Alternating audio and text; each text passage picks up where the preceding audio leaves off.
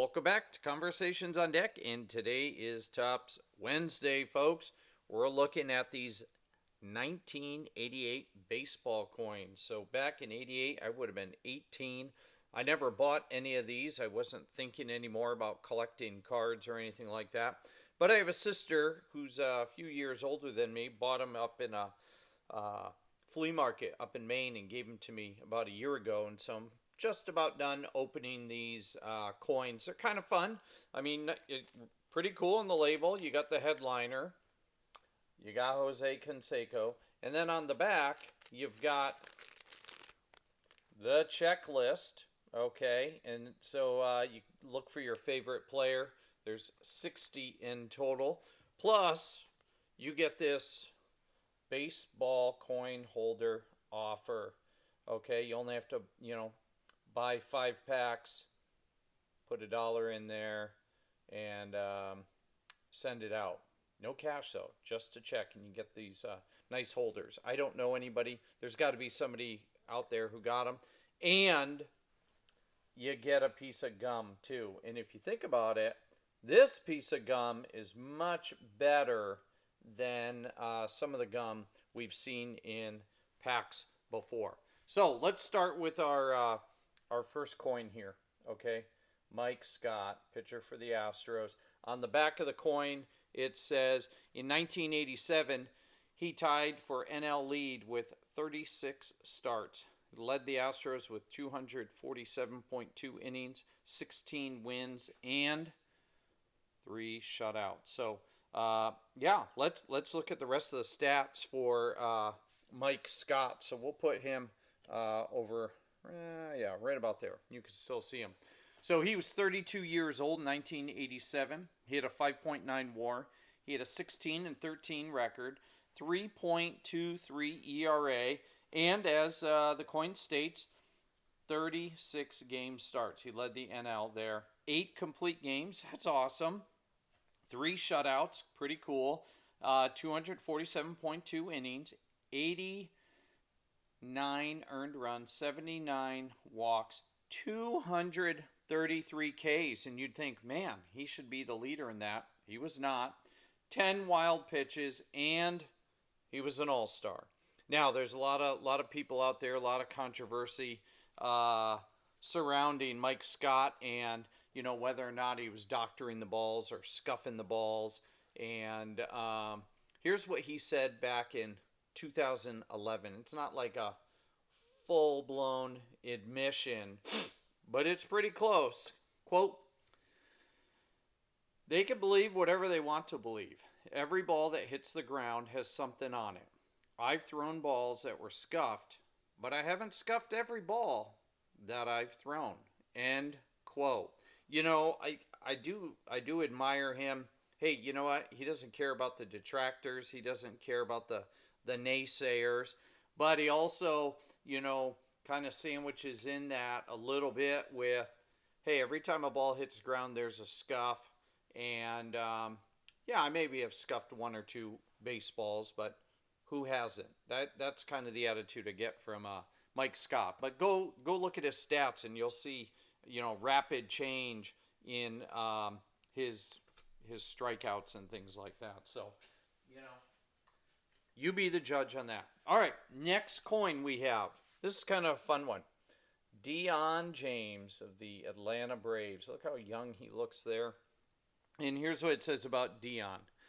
In 1987, he led Braves with 37 doubles, 6 triples, 312 average, belted his first major league home run in August of '84. So that's kind of cool. So we'll put Deion James right about here. I think you can still see him.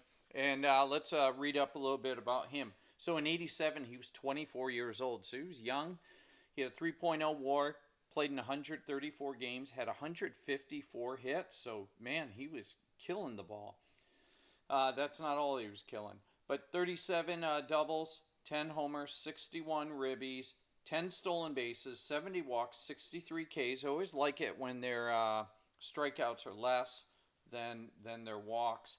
And a 312 batting average. So, solid you know, you can't complain about that. So here's kind of the situation with Deion James.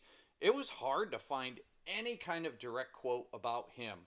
And I was digging around. I was trying to dig in the minor league records, and it was just a pain. So I decided just talk about, you know, his game where he was facing Bobby Ojeda and the Mets at Shea Stadium. And it was classic, lefty versus lefty. And April 12th, 1987, the Braves, you know, they're solid team there. The Mets just coming off the World Series championship. And Deion slaps one into left field to Kevin McReynolds, but the ball's delayed because a pigeon strike turned it into a double, in a short life for that pigeon. Broadcaster Ernie Johnson famously said, after Deion James' fly ball hit a pigeon in Shea Stadium, every statue in New York is smiling right now. And so true. You can go watch the YouTube video. It's kind of crazy. It knocked that pigeon, you know, out completely. And yeah, pigeons in New York City, they're always finding a roost somewhere on a statue somewhere. And so some famous person who's the statue of is thinking, you know, looking down from heaven and thinking, oh, praise the Lord, that pigeon is not pooping on my head.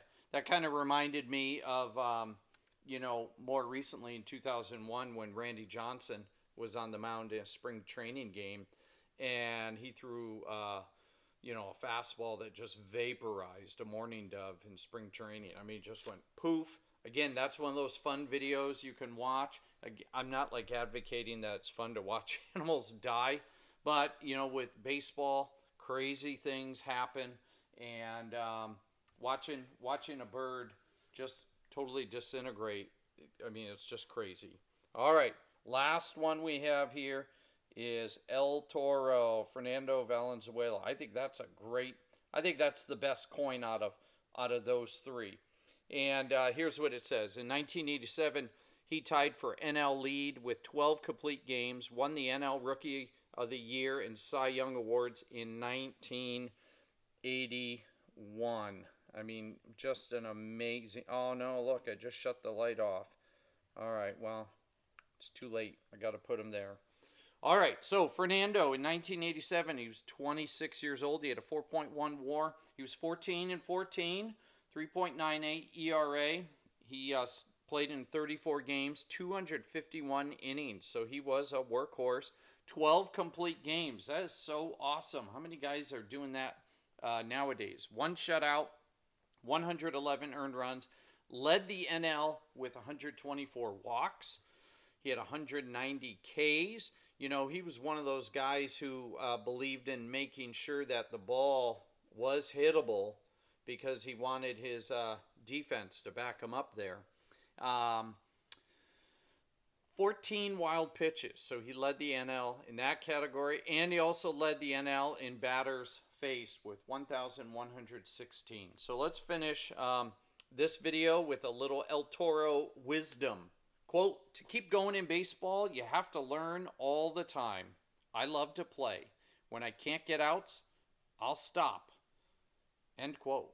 I think it's a great quote. I love it that he was a lifelong learner. And I think that's what keeps us sharp. I think that's what keeps us productive. I think that's what keeps us, sane, is learning about others. And I think the best way to learn about others is to listen and not speak. And definitely, obviously, I'm known for speaking, but I love to listen to people when I'm face to face with people, because that's the coolest thing for me. Is I love to learn about other people, and I love this hobby because of that. It gives me a chance to learn more about, people and cards and teams that I don't know anything about. So I'm going to just keep doing that until I stop loving it.